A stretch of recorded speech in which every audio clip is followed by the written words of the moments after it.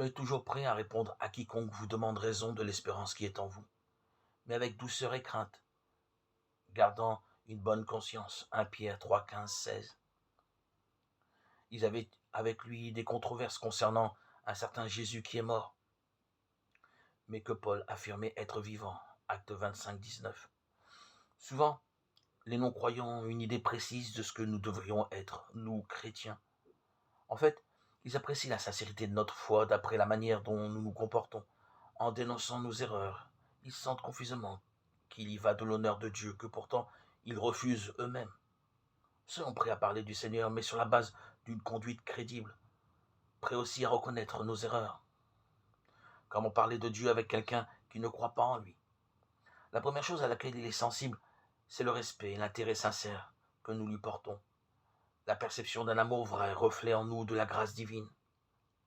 Inconnu jusque-là et souvent le déclencheur d'une conversion. L'amour vient de Dieu et au fond témoigne de lui. Saisir au vol une remarque nous permet de parler du Seigneur comme de quelqu'un que l'on connaît, qui fait partie de notre vie. Dieu n'est pas un concept, mais une personne. Il est le Dieu vivant et vrai. 1 Thessaloniciens 1,9. Parler de Dieu, c'est parler de Jésus-Christ et de la relation vivante que nous entretenons avec lui.